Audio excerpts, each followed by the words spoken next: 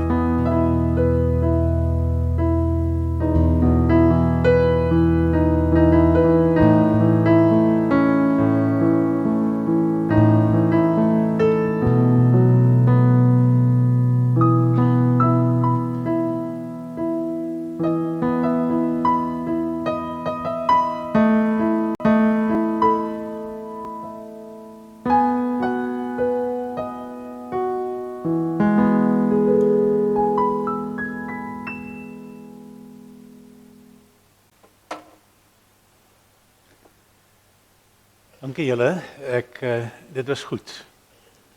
Goed om na die foto's te kyk. Ja, ek moet daarom net sê ek herken vir Karel op al die foto's, maar ek herken myself nie op al die foto's nie. So lyk my Karel het baie beter verouder as wat ek besig is om te verouder. Soekie, jy en jou kinders, Rousseau en Ilse en julle twee klein kinders, Karel, julle 3 stuks. Mag dit so wees in hierdie middag dat dit wat hier gebeur vir julle 'n wonderlike geleentheid is, maar dat dit julle ook help op hierdie pad waar julle nou is, sodat julle kan verwerk, kan aanpas. En maandag is dit weer werktyd, né? Nee. So mag die Here dalk dit ook vir ons vanmiddag regtig waar, mag hy vir ons seën as ons so by mekaar is. Kom ons bid vir 'n oomblik saam.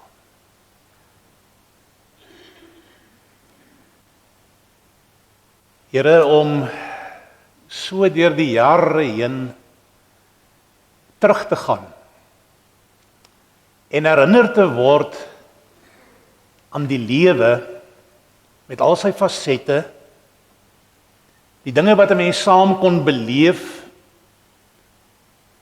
die liefde wat 'n mens vir mekaar het en kon uitleef. Here, dit is ook goed om dit te kan doen. En al die foto's trek 'n traan, want dit het te doen met iets wat ons saam kon beleef, wat die familie saam kon beleef. Die mense by die werk, vriende wat hier sit. En so sou ons kon aangaan. En as ons vandag Karel se lewe herdenk, dan wil ek soos by die graf sê, dankie dat ons deel daarvan kon wees. Dankie dat ons hom kon beleef. Dankie dat hy deel van ons lewens kon wees.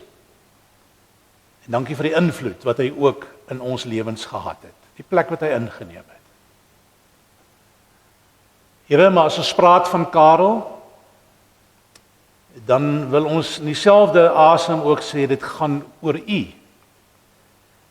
Wat in sy lewe was, wat vir hom geleenthede gegee het, geleenthede geskep het, en gedra het, en gevorm het. En met alles wat in hierdie middag hier gebeur, Here, wil U daardeur verheerlik word. En Here, wil U gee dat ons deurentyd in alles wat ons vertel, in alles wat ons sê, vir U sal raak gee, raak sien, as die skepper van die hemel en die aarde, die skepper van ons as mense.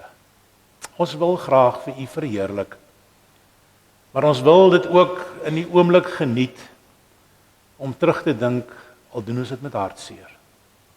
So dankie dat ons kan weet, dat U in hierdie oomblikke ook, hier by ons is. Amen.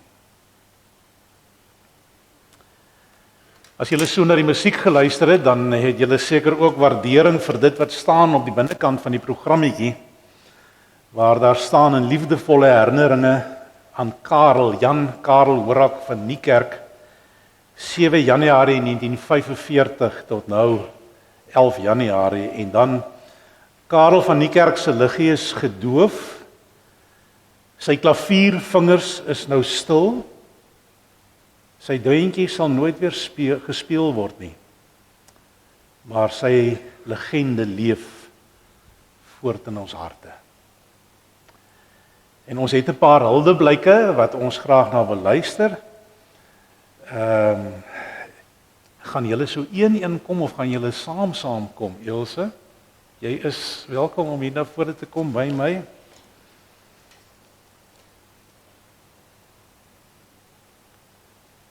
Ek gaan jou nie alleenig los heeltemal nie. Dan gaan weer die mikrofoon aansit en ons maak seker.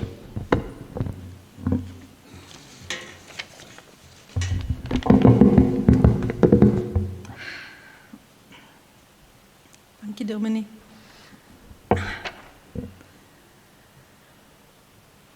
Ja. Wat sê 'n mens na 81 jaar van iemand wat so besonder was. My skoonpa was verseker, wag, ek sien mense wat my gaan laat huil. Ja. My skoonpa was verseker 'n legende en hy laat 'n groot leemte in ons harte, in ons gemeenskap en in die wyeer landbougemeenskap van Suid-Afrika.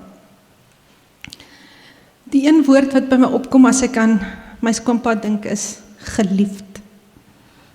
'n Mens kon nie help om net vir hom lief te wees vir alles hy vir jou so skeef geglimlag het. Hy is gebore en geskool in Piketberg, gematrikuleer in Durbanville en hy het landbouingenieurswese op Stellenbosch gestudeer. Op 25-jarige ouderdom het hy Piketberg toe gekom en by die besigheid aangesluit. Nou, almal, het ek nou verwys na van die kerk en Kroep, of iewers het iemand al verwys, maar in 1933 het sy pa nie van die kerk en Sam Kroep van die kerk en Kroep gestig. En nie lank nadat hy gekom het nie, is sy pa skielik oorlede en hy moes baie groot voete vol gestaan het, skoene vol gestaan het. Van die kerk en Kroep, wie onthou nie die sirene wat elke dag afgegaan het? Die hele dorp het geweet wanneer dit uitvaltyd is en die kinders het geweet dit is tyd om huis toe te gaan. Buite speel in die straat is nou verby. Oor sy ingenieursvernuf en sy landboukennis kan ek nie vandag praat nie, anders gaan die erediens te lank aanhou, maar ons het geweet, of almal in die distrik het geweet, as hulle vir Karel bel met 'n probleem sal hy dit kan oplos, of kom ons sê dit eerder sê hy vir oom Hugo Elers gevra het om goue plan te maak om dit op te los. Nou die van die weet nie, oom Hugo Elers het 50 jaar saam met my skoonpa gewerk, en het is vir my regtig gevoorreg dat oom en oom se dogters ook vandag hier so is. Ons is baie lief vir julle. Latere jare is hy getroud met Christa Rousseau en saam met hulle drie pragtige seuns gehad. Hy het die voorreg gehad om te sien hoe Rousseau en Karel pakketimplemente opbou en vandag een van die bekendste plantermaatskappye in Suid-Afrika is. Hy was ongelooflik trots op julle.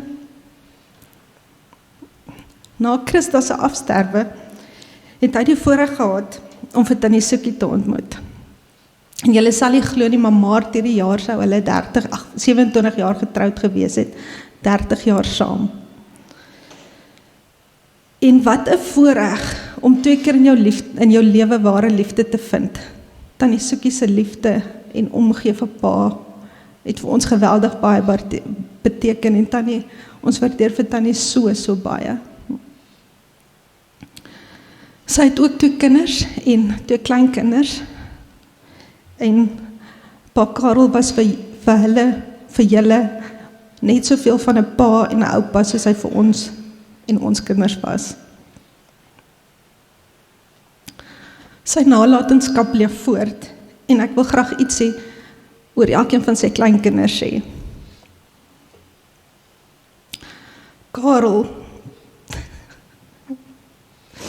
sy naamgenoot en sy oudste kleinkind, my en Rousseau se oudste kind. Karel is Woensdag matriek toe, maar hy het verseker sy oupa se ingenieursvernuf en musikale talent geërf. En jammer Boeta, as ek sê ook so 'n bietjie van jou oupa se verstrooidheid. Janie lief, ons pragtige 15-jarige dogter. Ek weet nie of sy baie van haar oupa geërf het nie, maar sy het verseker haar ouma Christa se lewenslus, kreatiwiteit, sportiwiteit en sommer net positiwiteit geërf. Maar sy onthou as 'n klein dogtertjie, hoe sy altyd by oupa gaan koekies haal het. Nou, oupa het altyd in 'n woonstel langs ons gebly. En as sy daar kom, dan het oupa eers waar klavier gespeel en dan sy vir hom gedans.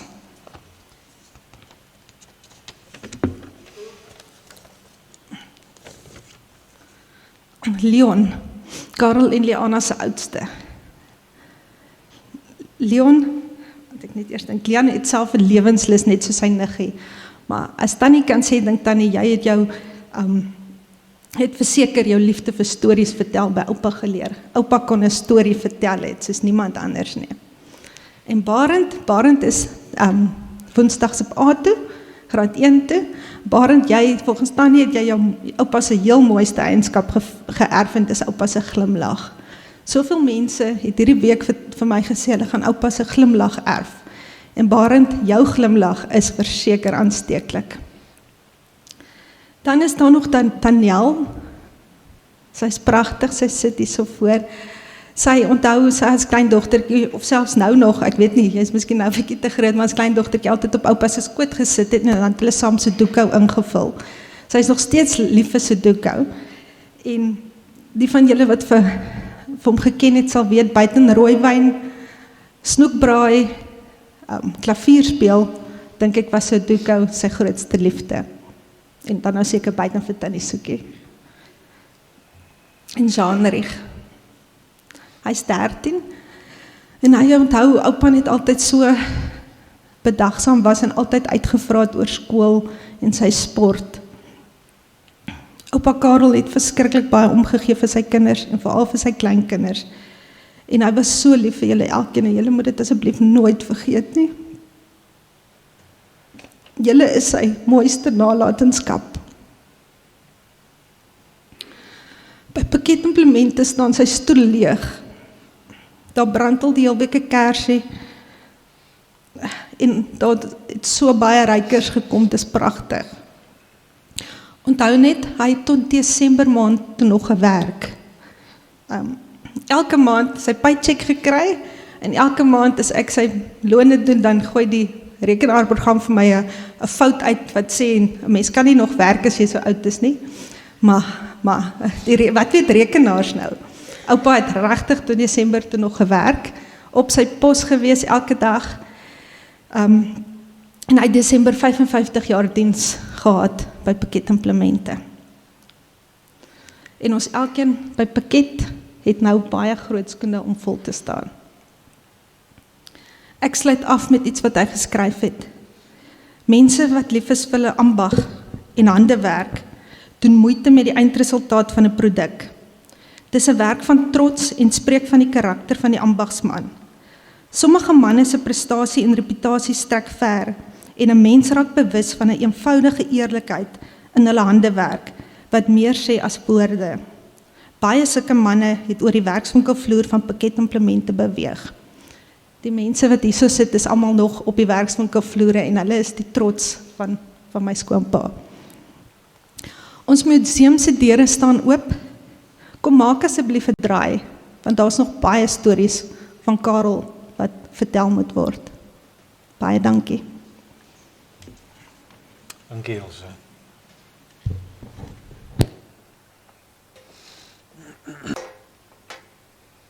Aries, ek het nou nie geweet hoe dit lyk. Jy lyk nie, maar jy is nou hier. So, daar's hy. Hallo Johan. Dankie. Oeps. Goeiemôre familie, vriende. Laat my toe Johan om te sê dat ons saam studente op Stellenbosch was. Dis daai Marius Ras. Kan dit wees? Ha. Ek onthou nog daai cruise-tydjies. Hy was 'n polisiereservis terwyl hy Tokkelok was en ek was 'n ingenieurstudent. Nou kan jy reken, hy het my 'n paar aande met die polisiebakkie daarom teruggevat koshuis toe. Ek was voltyds daar, so jy kan dankie sê daarvoor. Ek het jou partykeer gered. Ja, dis 'n klein wêreld. Soekie, Rousseau, Karel, vriende, familie. Ja, ons mag natuurlik ook met ligter tye, tye soos hierdie met mekaar omgaan, en ek dink 'n mens behoort dit te doen ook om die realiteite van die lewe in balans te bring. Baie dankie dat ek 'n paar woorde oor Karel mag sê. En die penny het vir my gedrop toe Ilse net nou sê van die snoek en die rooiwyn. Want my eerste paragraaf hier, nadat ek nou dank en erkenning gee vir die geleentheid, gaan daaroor dat ek en Karel mekaar in die vroeë 80's vir die eerste keer ontmoet het. Nou Karel is so 'n paar jaar my senior gewees, so as jong ingenieur, hoe sê hulle, helder oogies en weet alles, wat begin werk het in die landbou by ingenieurswese op Stellenbosch, was Karel een van die eerste mense wat ek ontmoet het op ons institusionele vergaderings, SAILI, Suid-Afrikaanse Instituut vir Landbou-ingenieurs. En dit het noodwendig afgeloop met 'n snoekbraai en rooiwyn, en nou weet ek hoekom dit so was. Ek het Karel vir die eerste keer daar ontmoet as 'n man wat al reeds ondervinding in die bedryf het en wat vir my die maklikste en interessantste persoon was as 'n jong ingenieur wat niks oor landbou geweet het om mee te gesels. Hy het onbaatsigtig inligting gedeel. En op 'n manier het ek net altyd gesorg dat as Karel die aand daar was, en hy was elke keer daar, het ek seker gemaak dat ek 'n paar vrae gehad het wat ek met hom wou uitgesorteer het. Karel het ook in die begin 80s, nou die van ons wat genoeg gryshare het, sal weet dat ons begin praat het van die woord deklaagbewerking op 'n stadium in die kleingraanbedryf. Monsanto en Sting en Roundup en al daai goeters was baie belangrik daar gewees. En daar was nie implemente in Suid-Afrika op daai stadium om geen bewerkingstipe van plantwerk te doen nie. Ek kan nog onthou die moorplanter was die een waarmee ons eksperimentele werk gedoen het by landbouingenieurswese. En Karel het seker gemaak dat dit vinnig verander het. Ek het Karel beskou as iemand met 'n intense belangstelling in die landbou en ook so beleef, spesifiek in die kleingraanbedryf dan in daai jare in die Wes-Kaap, om 'n praktiese, eenvoudig en laat my toe om die woord bekostigbaar te gebruik sonder om afbreek te doen aan die kwaliteit en die tegnologie daar te stel. En dit is die eienskappe wat 'n mens soek in tegnologie vandag om landbou te verander. Hy was my inspirerende voorbeeld om praktiese oplossings te kry vir baie ingewikkelde vrae eintlik op die einde van die dag. Die eerste, en ek sit dit in aanhalingstekens, skottelplanter prototipe het ons hier agter die Massey Ferguson 'n paar strepe mee getrek in die vroeë 90s en pakketimplemente se eerste skottelplanters het die lig gesien. En ek spring dan baie vinnig vorentoe deur te sê bewaringsboerdery soos ons dit vandag ken of hernuwingslandbou of herlewingslandbou, die ouens wat die tydskrifte skryf, hulle het elke dag 'n ander woord daarvoor. Ons weet presies wat dit beteken. Karel en sy seuns in die besigheid se toewyding en volharding verdien erkenning en dis my kern van my boodskap hier as pioniers in hierdie omgewing van bewaringsboerdery. Ek het gister 'n interessante gesprek gehad met 'n baie groot produsent, nie in graan nie, in bessies, en hy het vir my gesê, wie Marius, ons uitdaging is nie meer om die maksimum oesopbrengs te lewer nie. Ons uitdaging is om dit met die minimum insetkoste en met die grootste volhoubaarheid te doen. En wanneer ons in landbou daar gekom het, dan is die filosofie van pakketimplemente en dit waarvoor hulle staan uitgespel. Ek wil graag so 'n klein bietjie na Karel in sy persoon verwys. Ek dink Karel is die ou wat sy kliënte as vriende gehad het. Die aard van die saak, om met vriende besigheid te doen, het 'n mens bitter baie geduld nodig. Jy moet baie ernstig luister na hulle behoeftes. Jy moet onbaatsigtig wees en Karel het dit gedoen, verseker.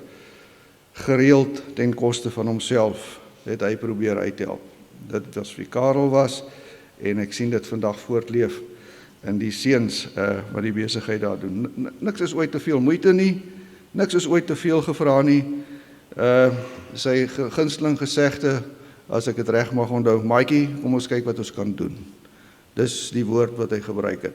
En verseker sal ons 'n plan kry om dit uit te sorteer. Vir die meer as 40 jaar wat ek met Karel te doen gehad het, het ons begin as kennisse, later besigheidsvriende, professionele vriende, later vriende, selfs vennote op 'n stadium met die ontwikkelingswerk op 'n stadium en ook konkurrente. Ons was ook konkurrente daar buite in die bedryf. Maar een ding het nooit verander nie. Ons het altyd as vriende hierdie goed aangepak. En dit is baie om te sê in 'n bedryf waar jy as 'n konkurrent ook 'n vriend kan behou. Karel is die enigste persoon in my hele professionele lewe as ingenieur wat ek nog nooit nodig gehad het om 'n getekende dokument rondom besigheidsvertroulikheid of produkbeskerming of enige van daai tipe van goed op die tafel hoef te gesit het nie. As hy en ek of ons vir mekaar gesê het, dis soos ons dit gaan hanteer, dan is dit soos dit gehanteer is. Ek het nooit getwyfel daaroor nie, Karel het nooit getwyfel daaroor nie, en dis die soort mens wat hy was. Onvoorwaardelike vertroue in terme van die woord van die persoon met wie te doen het. Sy talente, julle het vandag gesien weer eens, en julle is meer bekend daarmee as ek. Ek is baie beïndruk met julle musiektalente, kerels. Ek het dit nog nie voorheen beleef nie, wel gedaan. En ek is seker daar's baie meer wat daai vandaan kom. Sy medemenslikheid leef voort in sy kinders, sy kleinkinders, verskoning. En ek weet dat pakketimplemente in goeie hande is. Ek weet dat Pakketberg met pakketimplemente en die mense wat daar rondom is, 'n goeie toekoms na kyk as gevolg van hierdie goeie basis wat gelê is, en ek wens julle baie sterkte toe met dit wat voor lê. Hierdie is een van die moeilike dae in die tyd na Karel. Daar gaan nog meer van hulle wees, maar wanneer ons dit met die ywer en positiewe ingesteldhede aanpak, soos ek julle ken, dan raak dit ook draagbaar. Baie dankie.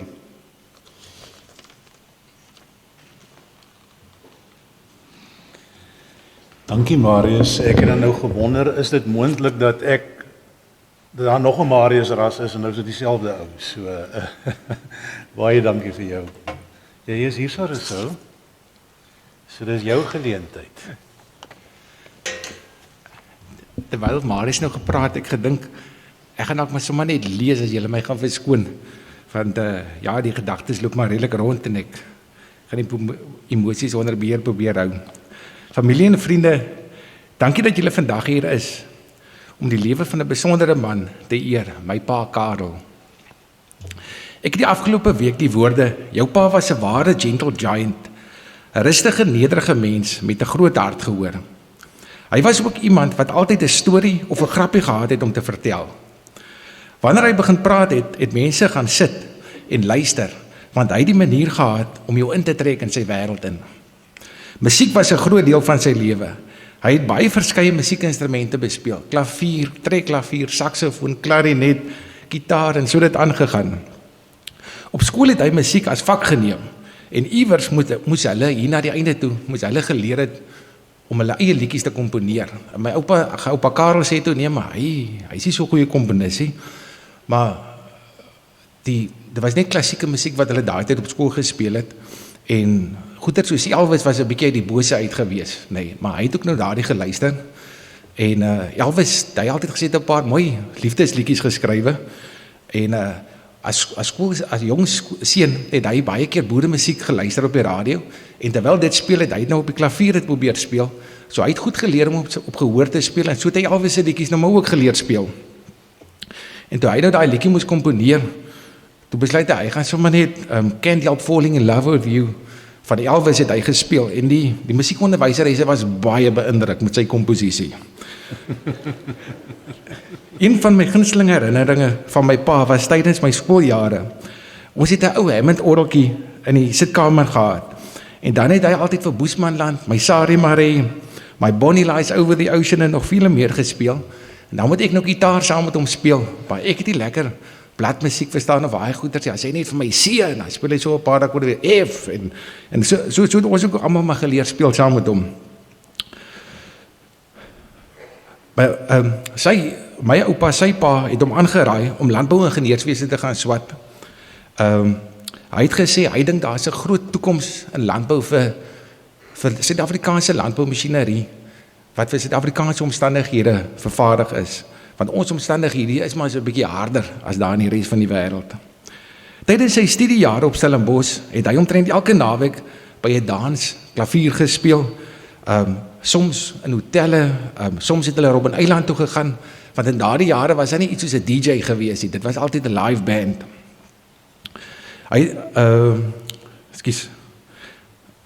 Eendag het 'n man van Amerika gekom en hom 'n werk aangebied.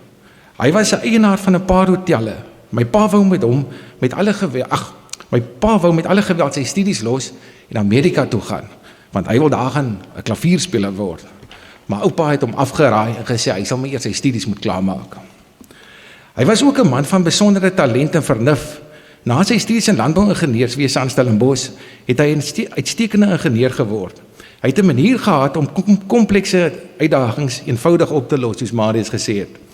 Sy eerste groot implement wat hy ontwerp het, was hierdie eenrigting springploeg. Dit is nou, hulle het selfs 'n skaalmodelletjie van hom gemaak. van daarvoor is. Dit is nou nog voor die planter van die vroeë 90s. Hierdie was in die 70s.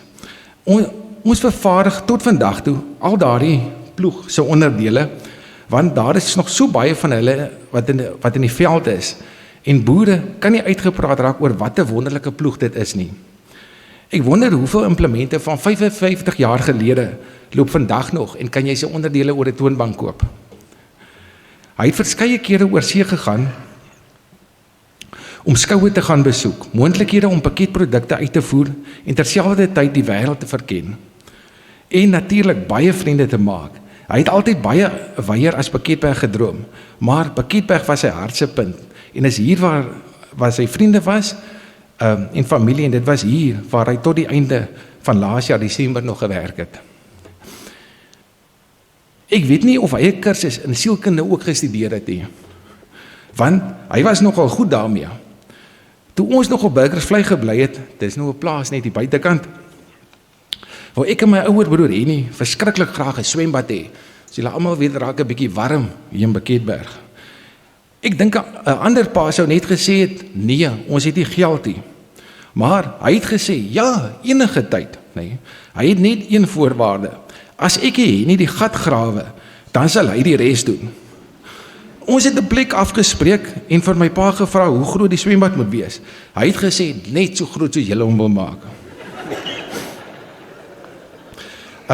Ons het toe met kalk die area uitgemeet en begin grawe.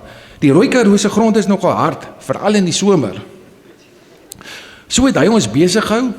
Ons het ten minste vir daardie tydjie 'n bietjie minder katte kwaad gedoen, en ten minste was dit lig op sy sak, want hy het nooit betaal vir 'n swembad nie. Hy het ons toegelaat om foute te maak, want hy het altyd gesê, die enigste manier vir 'n mens om te leer, is om foute te maak. Dit was sy manier om jou ruimte te gee, jou aan te moedig, en te wys met 'n sagte hand in die regte rigting.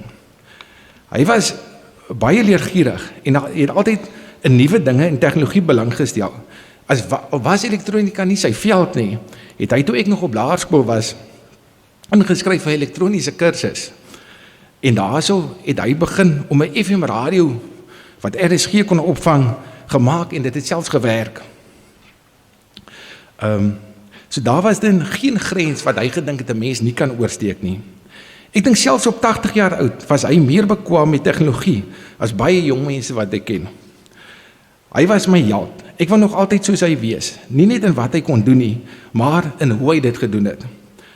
Hy was seker een van die pligsgetrouste mense wat ek ken. Eerstens het hy elke oggend sy Bybel gelees en gebid. Hy het altyd vir 'n stappie gegaan, en ek dink baie gaan hom nog langs die pad mis. Ekskuus. Hy het nooit 'n Bybelstudie gemis as hy in Pakketberg was nie. En natuurlik ook nie sy kuiertjies saam met sy vriende na werk. Die afgelope paar dae het my nog meer laat besef wie my pa regtig was vir ander mense. Ek het honderde WhatsApps gekry van reg oor die land, vriende, familie, kliënte en verskaffers. Mense van elke hoek en draai van die lewe wat vertel hoe groot sy invloed was, hoe hy hulle gehelp het, geluister het, of net opreg goed was vir hulle. Dit het my diep geraak, want ek het nooit in volle besef wat 'n groot nalatenskap hy vir ander mense in hulle lewens nagelaat het nie. My pa was 'n man van integriteit. Sy woord was sy eer, en sy eer was vir hom belangriker as geld. Jy kon hom vertrou altyd. Ek sou nog vir ure kon aangaan oor sy passies vir houtwerk, golf, fotografie en soveel ander dinge. En om nie te praat van al sy trips wat hy saam met sy vriende, oom Michiel en baie anders gedoen het, terwyl hulle planters afgelewer het, maar ek sluit af. Pa, dankie vir die liefde, die wysheid en die voorbeeld wat jy vir ons was. Jou nalatenskap leef in ons voort, in ons werk, ons waardes en in die manier waarop ons ander mense behandel. Ons sal jou altyd onthou. Nie met hartseer nie, maar met diepe dankbaarheid. Er is sagbaar.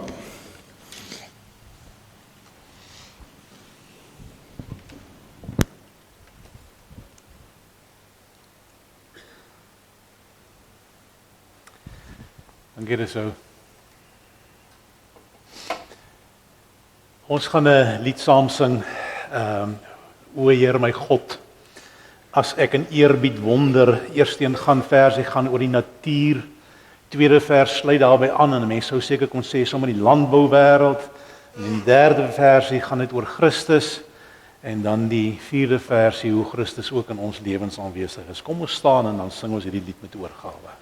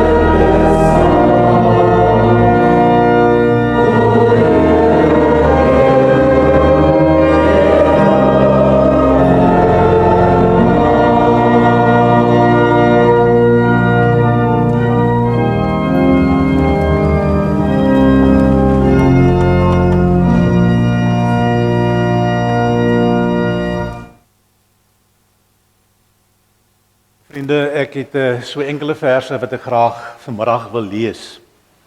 Hulle is aangedui daar in die programmetjie ook. En luister na hierdie paar woorde van Psalm 124, 'n pelgrimslied van Dawid. As die Here ons nie gehelp het nie, dit moet Israel bely.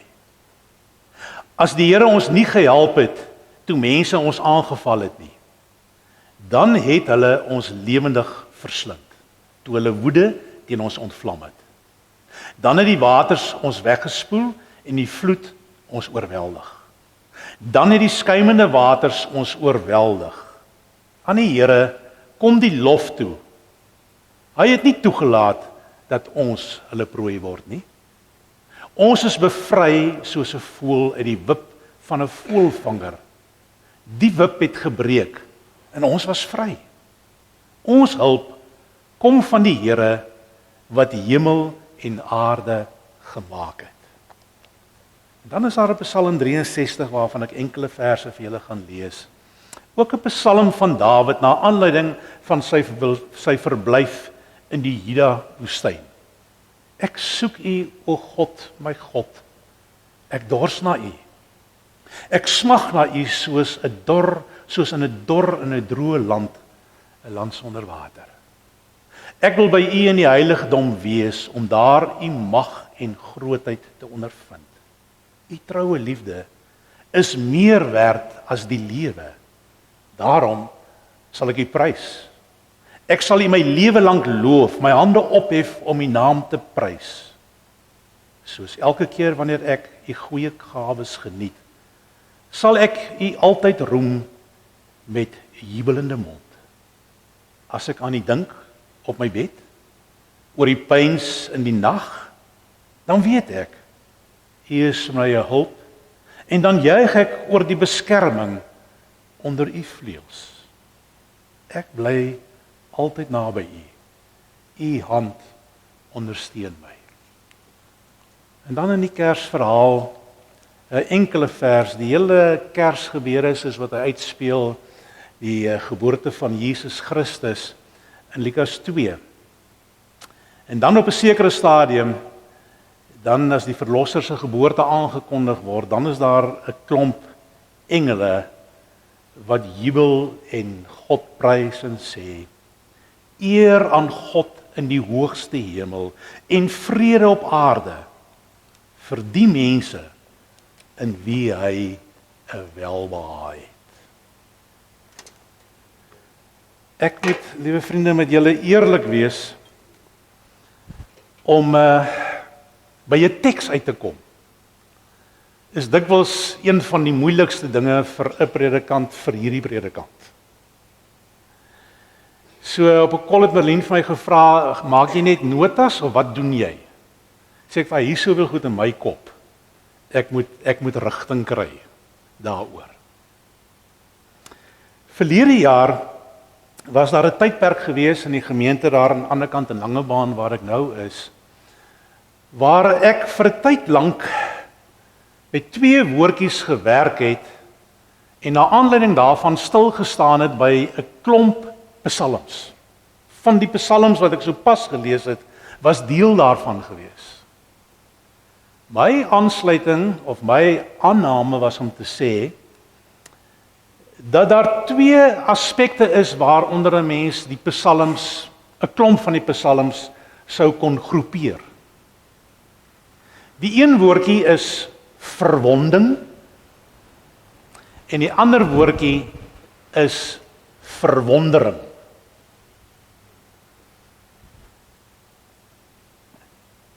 Toe ek nou daarmee besig was, wil ek dan nou net by sê, en ek en Rousseau het ook daaroor gepraat, ek het dit daarom onthou, Rousseau, maar stuur iemand toe vir my 'n foto uit haar Bybel uit, en die foto is van Psalm 103. En daar staan, Christa van Niekerk, 27/10/1994. As ons sou praat van verwonding, dan dink ek dit is iets wat ons almal ken op een of ander vlak en op een of ander intensiteit. Dit gaan oor daai seer. Daai feit dat jy by tye verlore voel. Wat vir jy sou kon sê vir iemand, man, ek is nou in 'n gat. Ek sit in 'n doodloopstraat. Ek is onseker. Ek het seer gekry. Ek is verwond. Verwondering is nie noodwendig iets wat in elke mens se lewe na vore kom soos verwonding nie. Ek dink verwondering is egter 'n woord, 'n ontdekking, 'n ervaring, 'n waarneming wat na vore kom in een of ander stadium in 'n gelowige se lewe. Want verwondering gaan oor God. Dit is nadenke, dis 'n ontdekking wat gaan oor God. God wat my hand vat en met hierdie hand nooit los nie. 'n God wat my dra en wat my deurdra. 'n God wat altyd daar is, 'n God wat altyd by my is. By julle is. By ons almal is. Karel het in sy 81 jaar, en julle het nou baie daarvan gehoor, ook die volheid van die lewe ervaar. Daar was verseker ook moeilike jare in Karel se lewe.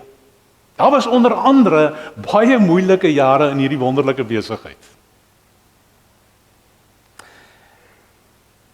Daar was verliese in Karel se lewe.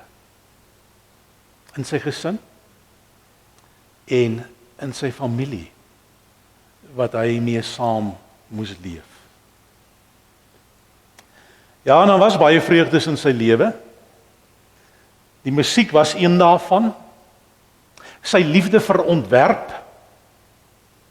Sy vreugde vir nuwe liefde in sy lewe. Die vreugde om te sien hoe die besigheid opstaan en vir die rol van sy seuns in daai fase van sy lewe. Ja, en sy stories was vol humor oor mense en hulle dinge. Karel was 'n storieverteller, dit het julle nou al oor gehoor. Karel was 'n nederige mens. Hy was 'n ou met 'n goeie hart. Ons sê dit mos nou baie dikwels by mense se dood. Hy was 'n goeie ou. En dan wil ek nou sê, en wat nog? Karel was 'n goeie ou. En ek kan nog 'n paar dinge oor hom sê. Karel het my nou, julle moet nou weet, my terminologie is nou in die afgelope jare al so omver gegooi. Dis eintlik Kareltjie wat hier sit. So kom ons sê nou maar Karel Junior seker. Dis seker nou die beste benaming vir jou, nê. Nee. Hy sê vir my, sy pa het vir hom gesê op 'n stadium, jy moet onthou, dis gevaarlik om af te tree. Mense gaan dood as hulle aftree.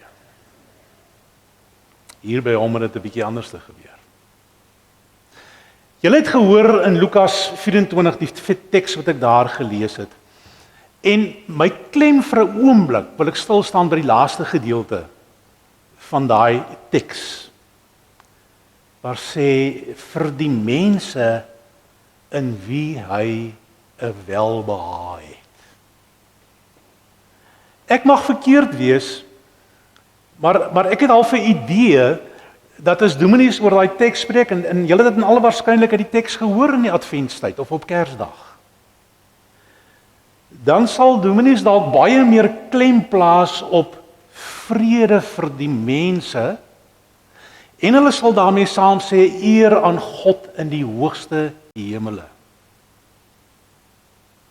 Maar ek het verlede jaar in my lewe 'n nuwe ontdekking gemaak oor die mense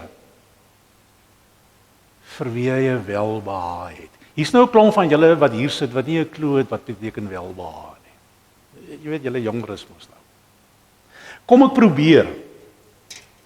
Daar's 'n Nuwe Testament, die Nuwe Testament wat vertaal is en waarin Stefan Joubert die grootste hand gehad het. Hy noem dit 'n getroue vertaling in vars Afrikaans. En dan vertaal hy dit so: vir die mense in hierdie wêreld in wie God vreugde vind. 'n Ander vertaling sê by die mense vir wie hy lief is.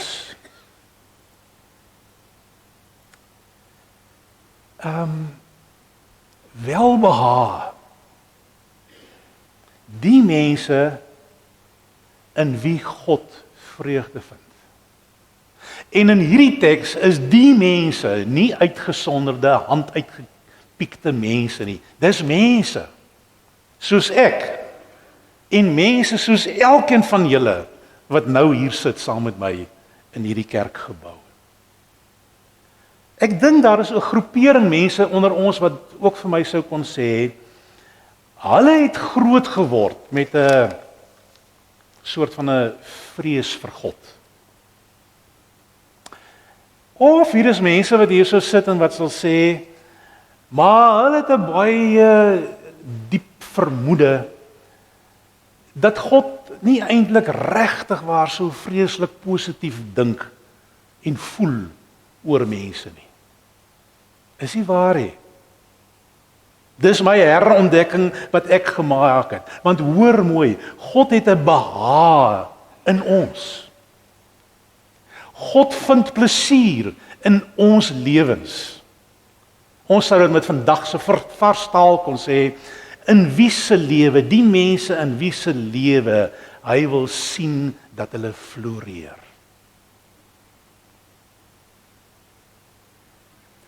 Die waarde vir die mens.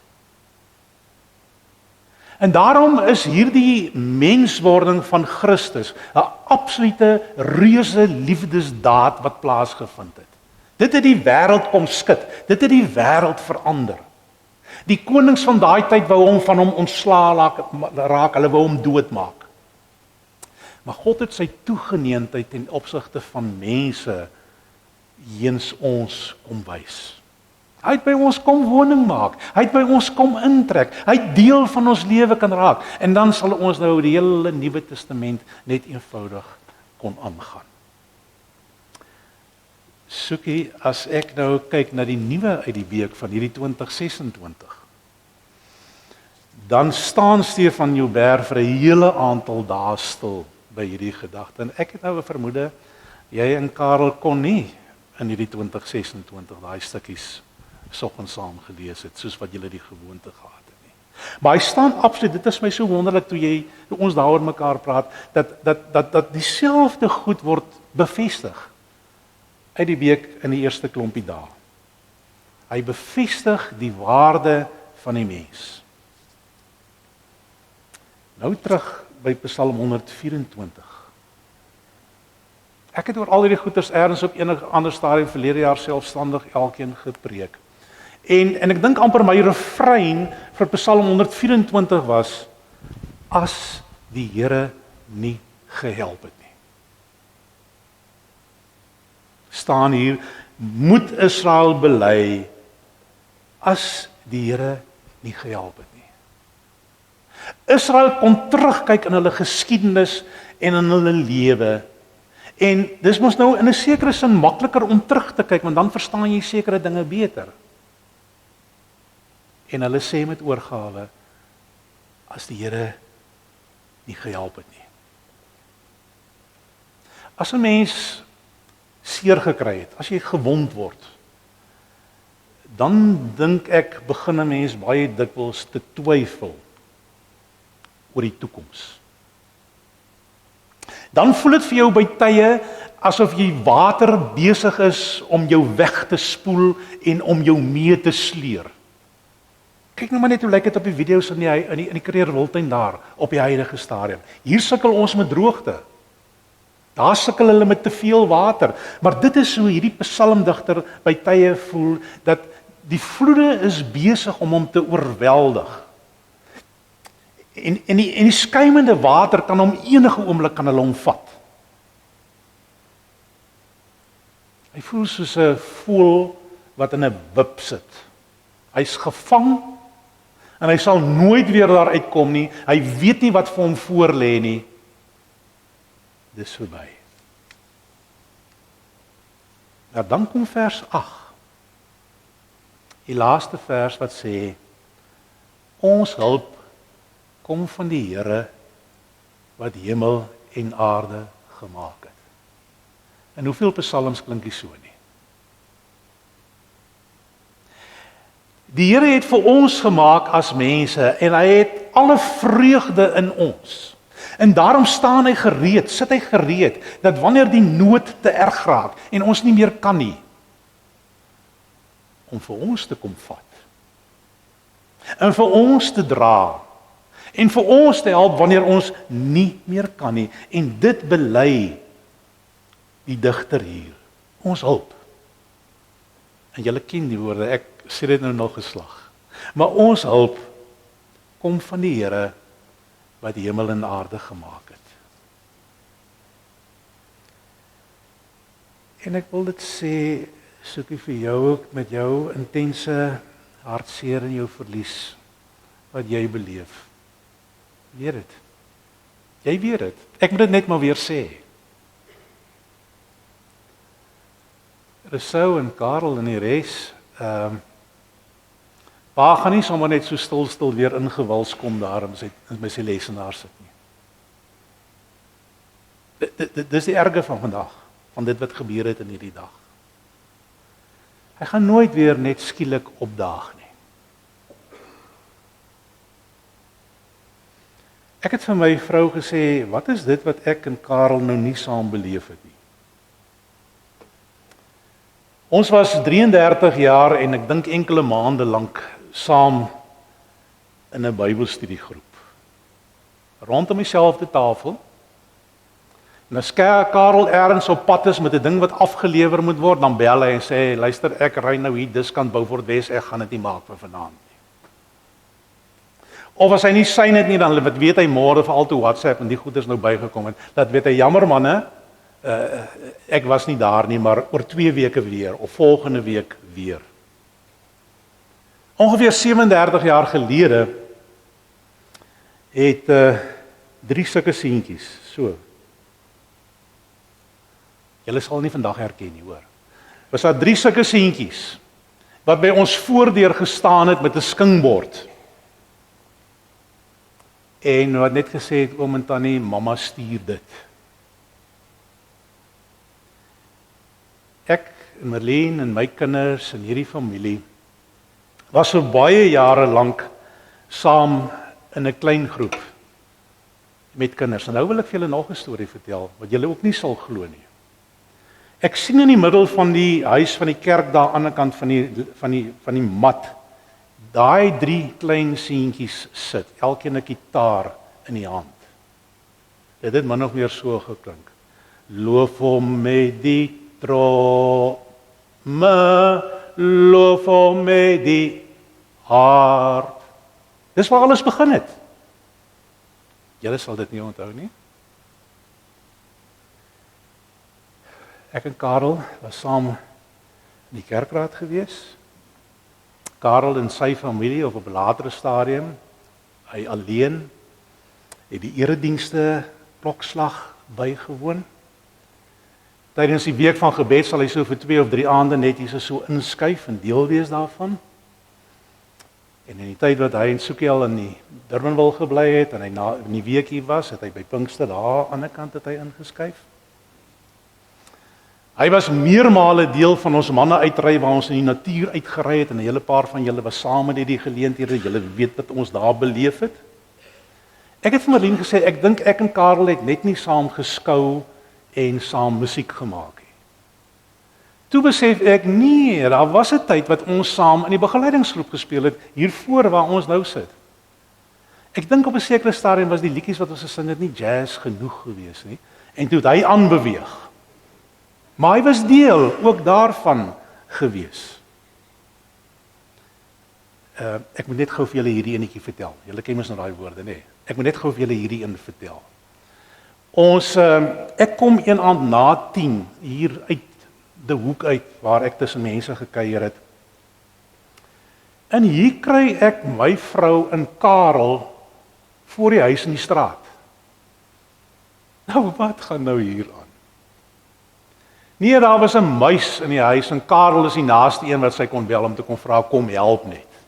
Toe ek omdraai, toe kom Christa, ek dink amper die blou japon was hier op 'n foto gewees. Kamerjas. Toe kom Christa in haar kamerjas aan, ons gaan nou eers tee drink. 10:30 in die aand. Ons het baie gekuier rondom 'n vuur. Ons was saam gewees op gemeentekampe. Ek het self saam met julle pa golf gespeel. Nou, dan leer 'n mens mekaar ken, hè. Daar's baie ander maniere waarop 'n mens mekaar ook kan leer ken. Die Here God was nie vir Karel iemand vreemd gewees nie. Dit was nie iemand daar ver weg gewees nie. Karel sou nou nie noodwendig die woorde van Psalm 63 so gebruik het nie.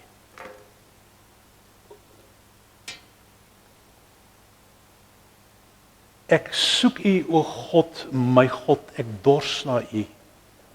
Ek smag na U soos in 'n dorne droë land, in 'n land sonder water. Ek wil by U in die heiligdom wees om daar U mag en grootheid te ondervind. U troue liefde is meer werd as die lewe. Daarom sal ek U prys. Ek sal U my lewe lank loof, my hande ophef om U naam te prys. Soos elke keer wanneer ek U goeie gawes geniet, sal ek U altyd roem met jubelende mond. As ek aan U dink op my bed oor die pyns in die nag, dan weet ek, dan juig ek oor die beskerming onder U vleuels. Ek bly altyd naby U. U hand ondersteun my. Maar ek het die absolute oortuiging daarvan dat dit wat Karel in sy lewe gedoen het, en die manier waarop hy dit gedoen het, was God 'n bepalende faktor in sy lewe gewees. Die bepalende faktor. Sy hele lewe lank, solank soos wat ek hom geken het. Nou dalk het julle hierdie woordkeuses gehoor in hierdie gedeelte. Laat ek net eers gou dit sê. Verlede jaar hierdie tyd het ons aangeland op Pofadder, waar ek vir 2 maande afgelos het, uitgehelp het. En in daardie tyd was daar boere gewees wat vir my gesê het in die afgelope 2 jaar het daar nie 'n druppel reën by hulle geval nie. Ander een het vir my gesê, ek het verlede jaar het ek 16 mm het ek gehad. En ons het begin om saam met die mense daar 'n teks te lees. Psalm 63 binne hulle konteks. Ek het Marlene later aan gesê, Psalm 63 is nou ons Pofadder teks. En elke keer as ons hom saam met mense lees, dan is daar ander aspekte wat na vore kom of wat beklemtoon word. Een aand daar op 'n plaas sit ons 'n stuk of 10, 12 mense bymekaar. En ek gee geleentheid vir die mense om iets te sê en die eerste ou trek weg en hy sê 'n Psalm van Jakob na aanleiding van my verblyf in die Boesmanland. Ek kry kouerlings. Want ek besef toe daai ou dit so sê, toe voel hy dit aan sy lyf en hy weet wat beteken hierdie Psalm vir hom. In hierdie Psalm hoor 'n mens werkwoorde wat sê ek soek na U. Ek dors na U. Ek smag na U. As jy al in sulke tye in jou lewe gewees? Dat jy daai ontsaglike behoefte gehad het, as God tog maar net na vore wil kom. As God tog maar net hier wil ingryp. En nou weet julle as familie, dis hoe God is. Ek ek is getoets in daai tydperk en ek het vir myself gedink, op watter wyse soek ek na God? Hoe smag ek na hom? Hoe dors ek na hom? Maar dis die God wat mense so liefhet dat hy vreugde in hulle lewe vind en dat hy 'n verskil wil maak in hulle lewens. Liewe vriende, ek sê dit vir julle almal wat hier sit vanmiddag. Dis hoe God is. Dis waarvoor hy reg is.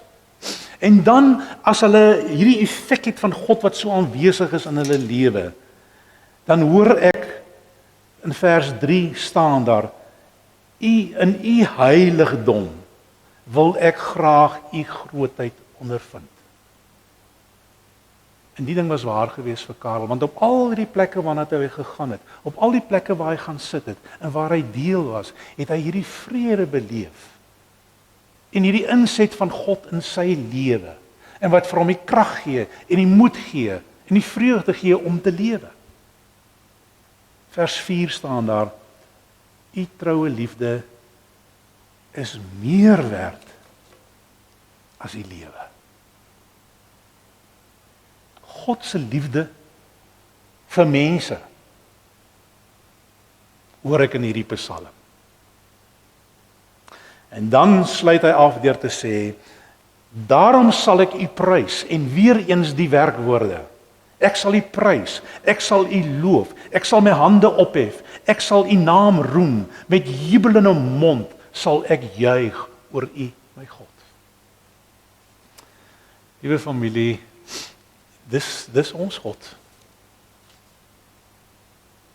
Dis die God wat in ons lewens besig is, dis die God wat in ons lewens is. Daar's 'n Westminster geloofsbelijdenis waarvan die eerste vraag en antwoord soos volg klink: wat is die mens se hoofdoel in die lewe? En die antwoord is: die hoofdoel is om God te verheerlik en om hom vir ewig te geniet. God geniet julle in julle lewens, en mag ons die ervaring hê dat ons vir God kan vergeniet en dat ons kan leef in omstandighede, in dit wat voorlê, in dit wat vir ons wag, tot eer van God. En dis dit.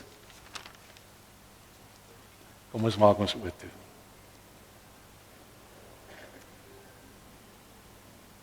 Here, hier sit ons en ons luister en ons hoor wonderlike mededelinge oor 'n man se lewe, oor Karel se lewe. Ons lees ook en ons hoor ook van U wat God is en wat in ons lewens is en wat ons nie sal los nie, wat ons sal hou vas en wat hierdie lewe saam met ons aandurf, maar ook 'n God wat hierdie behoefte het dat ons na U sal keer, U in die oog sal hou, vir U sal lewe en al die lof aan U bring. Dankie dat U vir ons help. En dankie dat U ook so in ons sal werk dat ons kan leef tot U eer. Wil U hierdie familie, vriende, mense wat saam gewerk het, wil U vir hulle altyd daaraan herinner dat U die God is wat ons gemaak het en wat welbehae vind in elkeen van ons. Amen. Ek dink ons kan sluit met 'n lied. Ekskuus. Ek moet een of twee bedankings moet ek voorhou. En ek doen dit kort. Baie dankie vir Soekie van Niekerk vir haar jaarlange omgee, liefde en versorging van Pa Karel. Baie dankie vir Elsje en Rousseau dat hulle 'n tuiste vir Pa in Piketberg was. Dankie vir Karstens begrafnisdienste, vir julle uitmuntende diens, julle reëlings en ook julle ondersteuning. Dankie vir almal wat bygedra het by die verversings nou na die diens. Dankie vir Tannie Ellison, vir Juliana die koster En almal wat gehelp het met die voorbereiding van hierdie geleentheid en van die kerkgebou ook. Baie dankie vir Pakket Implemente se werknemers, vir die blommekraans op die kus. En baie dankie vir almal se ondersteuning en boodskappe. Die familie, die vriende, die kliënte en werknemers. En vir elkeen wat van ver af gekom het. En dan kan ek nou maar net vir julle sê, ek het mos nou gesê dis my voorreg dat ek ook vandag hier kon wees, al was dit nie noodwendig elke oomblik maklik nie. Ons gaan afsluit met die oorwinningslied.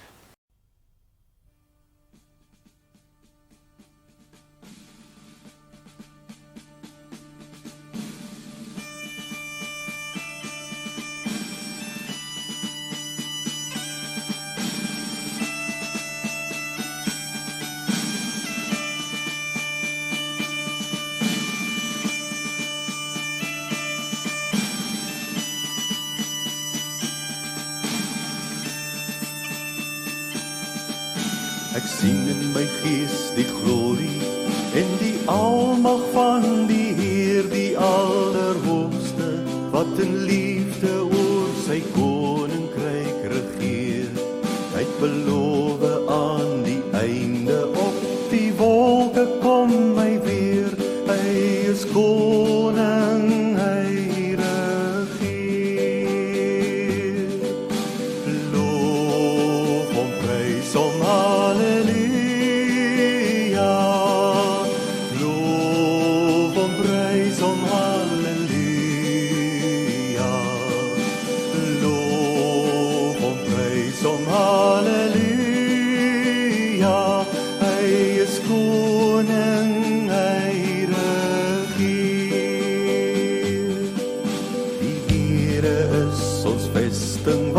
vir altyd sal bly staan. Hy beskerm elke mens wat in geloof na hom toe gaan. Hy is ons skuiling, hy is ons wapen, hy het die vyand reeds verslaan. Hy is die rots wat ewig staan. Loof hom, prys hom, halleluja.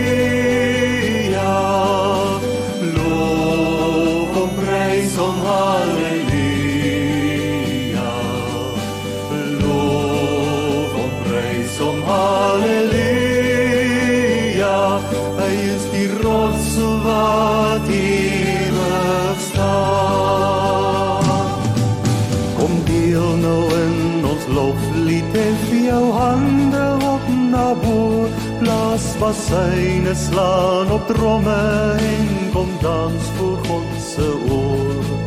Kom leef in die oorwinning van sy woord waarin ons glo, want sy woord sal ewig staan.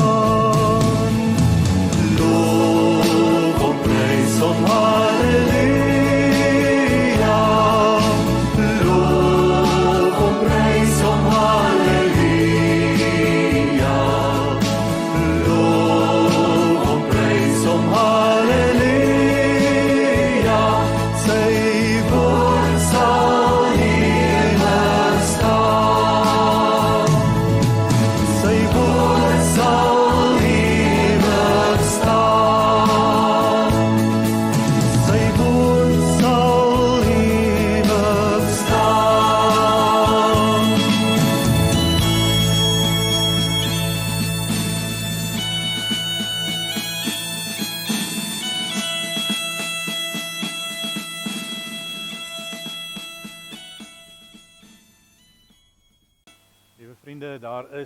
In die kerksaal is daar iets te ete vir 'n oomblik wat 'n mens saam kan kuier. Dalk het jy nog nie 'n hand geskit nie. Ek gaan die seën uitspreek en na dit gaan die van die kerk familie en ook hulle werknemers gaan hulle eers uitbeweeg af na onder toe. Hulle wil sommer so 'n erewig vorm na onder toe en dan gaan ons daar vir 'n oomblik gaan ons saam kuier. Liewe familie, mag die Here Jesus Christus by julle wees om julle te beskerm. Mag hy binne in julle wees om julle te verfris. rondom julle wees om julle te bewaar en voor julle wees om julle elkeen te lei. Mag hy agter julle wees om julle te regverdig, bo julle wees om julle te seën. Hy wat saam met die Vader en die Heilige Gees leef en regeer. God vir ewig en vir altyd by julle. Amen.